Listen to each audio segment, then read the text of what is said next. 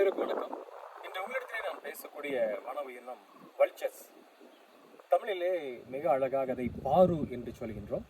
ஆரம்ப காலத்திலேயே அதை அந்த பிணம் தின்னி கழுகுகள் என்று பயன்படுத்தி வந்தார்கள். பட் ஒரு அழகான ஒரு வன உயிரினத்திற்கு அப்படி ஒரு அபத்தமான சொல் தேவையில்லை என்று சங்க தமிழிலே பயன்படுத்திய அந்த பாரு என்ற அந்த பெயரைத்தான் தற்போது அதிகமாக அனைவரும் பயன்படுத்தி வருகின்றார்கள். பொதுவாக உலகம் முழுவதுமையாக ஒரு 23 வகையான அந்த பாருக்கள் இருக்கின்றன.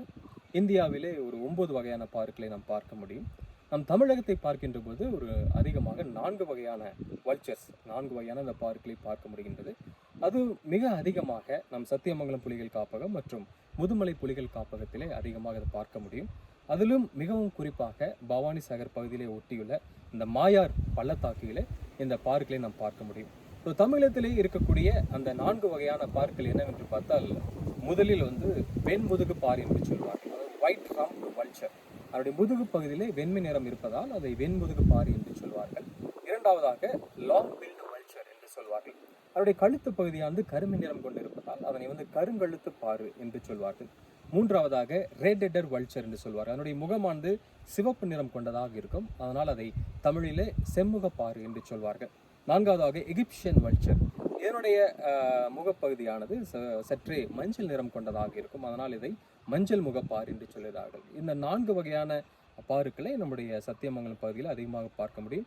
எகிப்சியன் வல்ச்சர் என்று சொல்லக்கூடிய அந்த மஞ்சள் முகப்பாறு மிக அதிகமாக பார்க்க முடியாது. மற்ற 3 வகையான பாருக்களை நாம் அதிகமாக இங்கு பார்க்க முடியும். பொதுவாக 1950களிலே நம் தமிழகத்திலே மிகவும் அதிகமான எண்ணிக்கையிலே இந்த பாருக்கள் இருந்திருக்கின்றன. மிகவும் குறிப்பாக சென்னையிலே இருக்கக்கூடிய குரோம்பேட்டை என்ற பகுதியிலே காகத்தின் எண்ணிக்கையை விட அதிகமான எண்ணிக்கையில் இந்த பார்க்கள் இருந்திருக்கின்றன. அதற்கான காரணம், அந்த பகுதியிலே ஏராளமான தோல் தொழிற்சாலைகள் இருந்திருக்கின்றன. அந்த தொழிற்சாலைகள் வரக்கூடிய அந்த கழிவுகளை உண்பதற்காக ஏராளமான பார்க்கள் அங்கு இருந்திருக்கின்றன. தற்சமயமாக அந்த தொழிற்சாலைகளிலிருந்து வெளிவரக்கூடிய கழிவுகளை கூட நம்ம கோழி பண்ணைக்காக நாம் எடுத்து செல்கின்றோம். இந்த கழிவுகளினுடைய வரத்து குறைந்துவிட்டு, அதனால் அங்கு பார்க்களுடைய எண்ணிக்கையும் குறைந்தது என்று சொல்லலாம். அதே போல திருக்கழுங்குன்றம் என்ற இடத்திலே ஒரு தொடர்ச்சியாக 700 வருடங்களாக ஒவ்வொரு நாளும் ஒரு ஜோடி பாருக்கள் அந்த கோவிலிலே படைக்கக்கூடிய அந்த படையிலே உண்டு விட்டு சென்ற அந்த ரெக்கார்டு, அந்த ஆய்வுகள் நம்ம இடத்துல இருக்கின்றது. ஆனால் கடந்த 20 வருடங்களாக அவை இல்லாமல் போனது ஒரு வருத்தம் அளிக்கக்கூடிய ஒரு விஷயம் என்று கூட நாம் சொல்லலாம். இது பாருக்களுடைய எண்ணிக்கை கணிசமாக குறைந்ததுக்கான பல காரணங்கள் இருக்கின்றது. அதனுடைய வாழ்வியலை நாம் பார்க்கின்ற பொழுது, பொதுவாக பாருக்கள் ஒரு உயரமான மரத்திலே கூடு கட்டி வாழக்கூடியவை. பொதுவாக நம் பவானி சாகர் பகுதியிலே நீர் மருது என்று சொல்லக்கூடிய அந்த மரத்திலே உயரமான மரம், அந்த மரத்திலே இது கூடுகளை கட்டுவதை நாம் பார்க்க முடியாது. அதற்கான காரணம் என்னவென்று பார்த்தால், பொதுவாக அந்த நீர் மருது மரமானது பெரிய தடிமன் கொண்டதாக இருக்கும். யானைகள் அதை அசைத்தாலும் கூட அந்த கூடுகளுக்கு ஒன்றும் ஆகாது. அது ஒரு காரணமாக இருக்கலாம். இரண்டாவதாக, காட்டுத்தீ பரவுகின்ற போதுமே கூட மிக உயரமான அந்த இடத்தில் இருக்கின்ற காரணத்தால் காட்டுத்தீயால் அந்த கூடுகள் அழியாமல் இருக்கலாம். அதனால் அது போன்ற மரங்களை இந்த சத்தியமங்கலம் பகுதியில் இந்த பாருக்கள் தயார் செய்து அங்கு கூடு கட்டி இருக்கின்றன. மீண்டுமாக தென்னை மரத்தில் கூட அது கூடுகளை கட்டுவதை நாம் பல ஆய்வுகளிலே பார்க்கின்றோம். இன்னும் ராஜஸ்தான் மாநிலத்திலே பார்த்தோமேயானால் சீமை கருவேல் மரத்திலே கூட கூடுகளை கட்டி இருப்பதை நாம் பார்க்க முடியும். பொதுவாக அந்த பாருக்கள் ஒரு முட்டை அதிகமாக இடும். சில நேரங்களில் அரிதாக 2 முட்டைகள் இட்டு 2 குஞ்சுகளை இருப்பதை நாம் பார்க்க முடியும். ஒரு குஞ்சு ஆனது ஆரம்ப நிலையிலே 3 கிலோ அளவு எடை கொண்டதாக இருக்கும். அதை தாங்கக்கூடிய அளவிலே அந்த கூடுகளை மிகவும் வலிமை கொண்டதாக அது கட்டுவதை நாம் பார்க்கின்றோம்.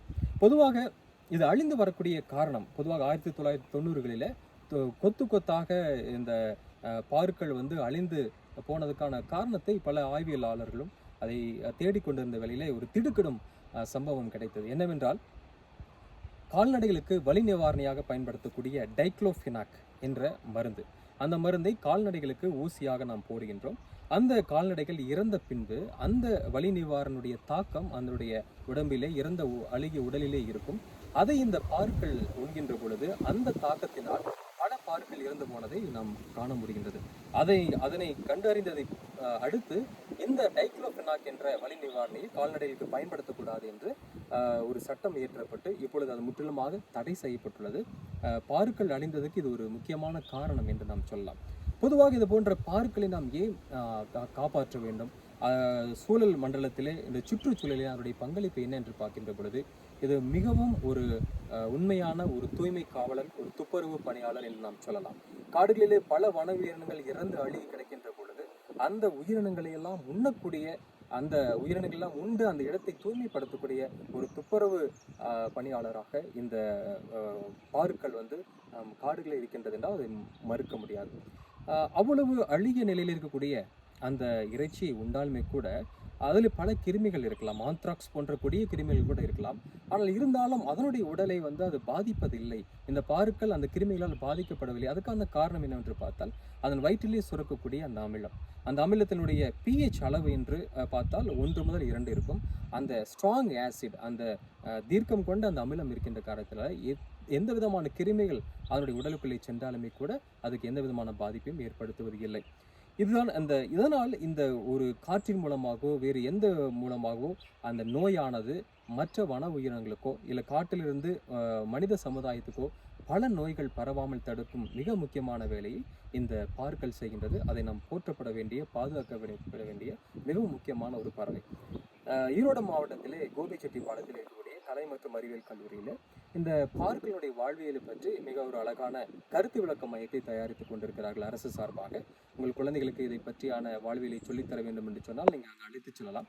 அதே போல சத்தியமங்கலம் புலிகள் காப்பகத்தினுடைய பவானி சார் பகுதியில் இதை தொடர்ந்து ஆய்வுகள் நடத்த ரெஸ்கியூ சென்டர் போன்ற விஷயங்களை அமைப்பதற்காகவும் வனத்துறையானது முயற்சித்துக் கொண்டிருக்கின்றது. முழுமையாக அந்த பறவையினுடைய பாருவினுடைய முக்கியத்துவத்தை துறையானது அறிந்து அதற்காக செயல்பட்டு வருகிறது. இந்த நேரத்தில் மக்களும் நீங்களும் அதை உணர்ந்து கொள்ள வேண்டும். அதனுடைய பாதுகாப்பில் வனத்துறையோடு இணைந்து செயல்பட வேண்டும். நன்றி.